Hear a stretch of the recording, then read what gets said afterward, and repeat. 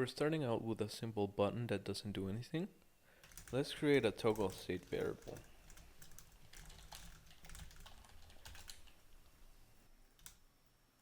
Now when the toggle is set to true, we'll display on. When the toggle is set to false, we'll display off.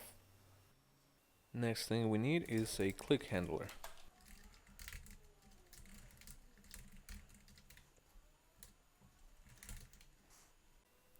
Now what I want to do is I want to console log the inner text of our button. We're gonna use a ref for this.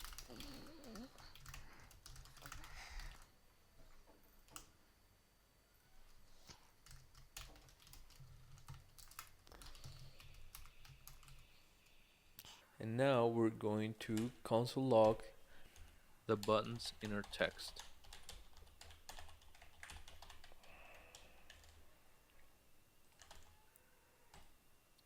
Now here is where we face a problem. Even though we start with the on state, when we click on this button and it changes to off, we're console logging the old state on. And this happens because even though here we're updating the state, by the time when we run this line, our document still hasn't updated. So what we're actually looking for is to update the state and wait for the document to re-render and then continue with our code. To do this, let's create a function that we can await. I'm gonna call it await re-render because it's going to represent the waiting of the DOM to re-render. And we're going to make handle click an async function because we're going to be using the await keyword. Now, for us to be able to await this function, this has to return a promise. Promise returns two functions. We're only going to use the resolve function.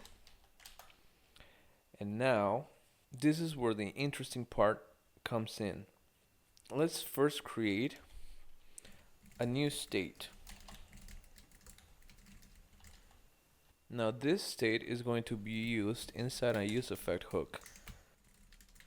What this is going to do, every time re-render changes, we're going to run our logic here inside the useEffect hook. Now the way that promises work is that whenever we run the resolve function, it's going to tell this function that's calling it to stop waiting. It has been resolved so that we can continue with the next line of code. So when do we actually know that the DOM has been updated? We'll know it here because when the DOM updates, this re-rendered variable will have updated, so we can run our logic here. But we need to fire this resolve function in here. And how do we do that? Well, let's create another useRef.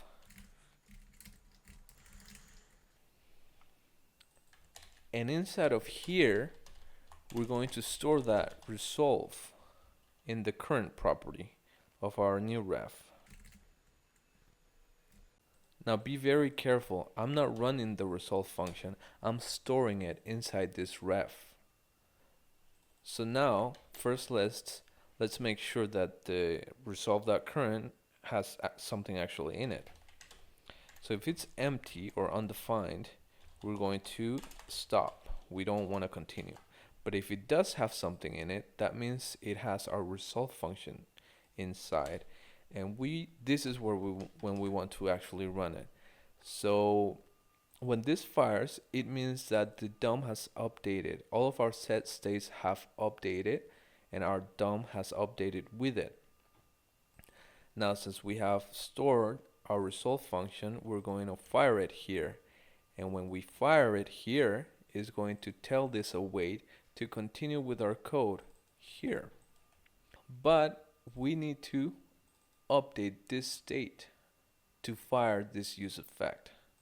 So let's go ahead and inside of here, our promise, we're going to update this rendered function. So what we're going to do is set render to its current value plus 1.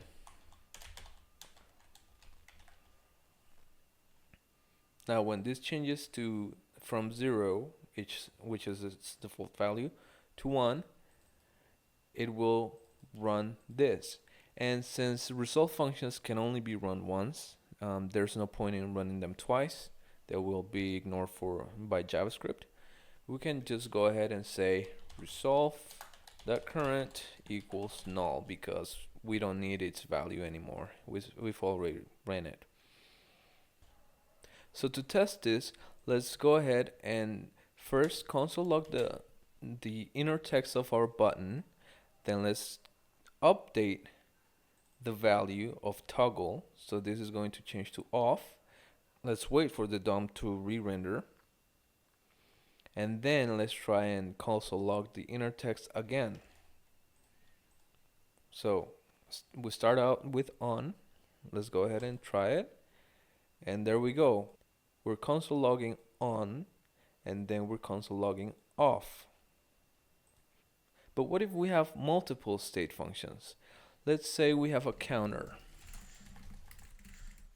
And let's add that to the text in our button.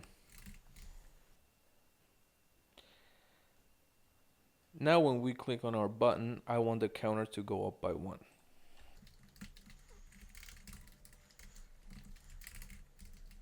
What do you think is going to happen? Let's go ahead and try it. It actually works as expected. First, we're console logging the old state, which would be by default on and 0. And then we're updating this state, then we're updating this state, and we're also updating the state here for set re-render. Remember? So when we click here, it's waiting for every single state that has been updated, included the set re-renderer, and then is running the rest of our logic, which would be console logging the updated value of our button. This works because all of our states that are being updated wait to be updated, and once they have all been updated, then this useEffect hook fires and runs our logic. And this works great, but there's one case scenario where this is going to give you some problems. Let me go ahead and show you. Say, let's create 2 async functions.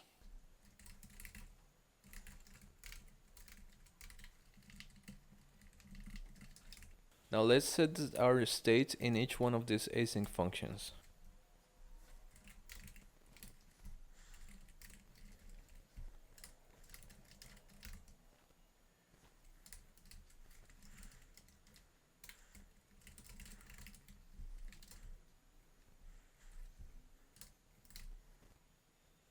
Now let's go ahead and call each one of these functions.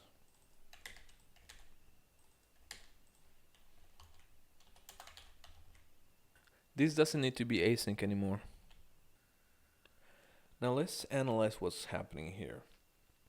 We're running function 1 here, and we're updating the toggle state. Then we're returning a promise here, so we're going to exit out of this function for now, and we're going to continue from line 44 to 45, which line 45 runs function 2. So we're going to update the counter, and we're going to go into this asynchronous function. So we're now again returning a new promise, and we're going to exit out of this one. And from line 45, we're going to go to line 46, which is the end of our actual handle click function. So that's going to finish our logic. So now our asynchronous functions are going to fire.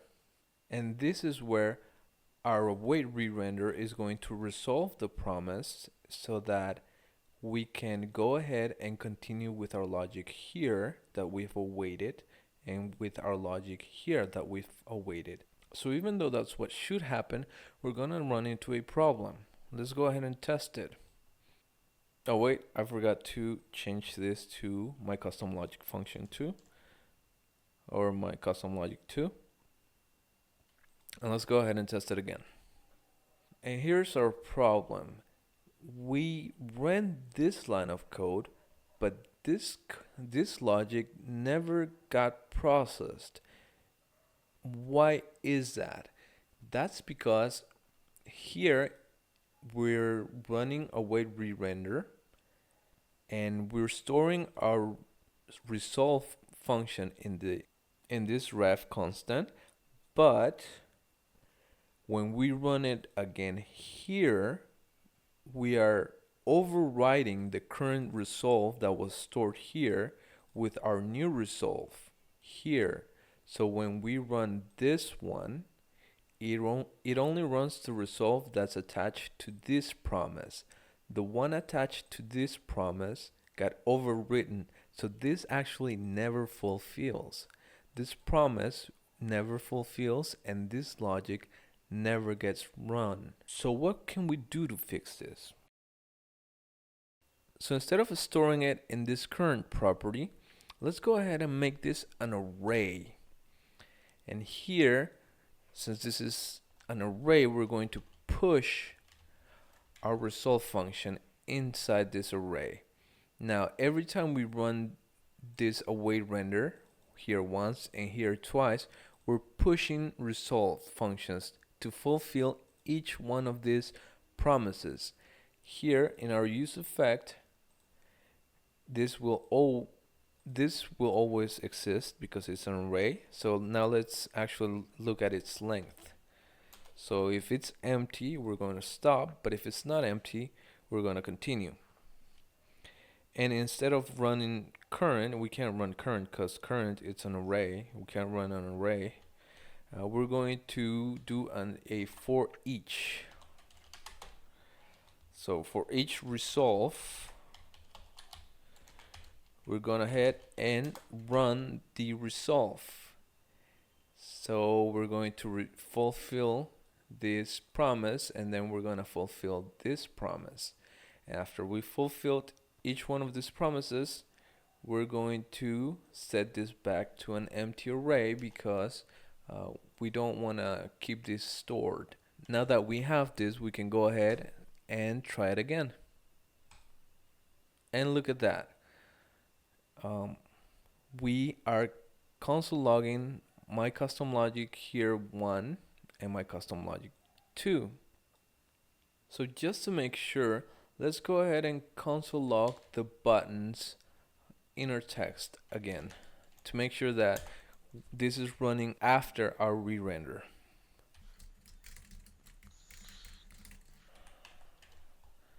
Let's go ahead and try it. And there we go. We have off 1.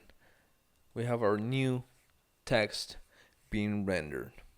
The last thing I would recommend is to take all of your code and put it into a global context so you can reuse it every time you need in different components.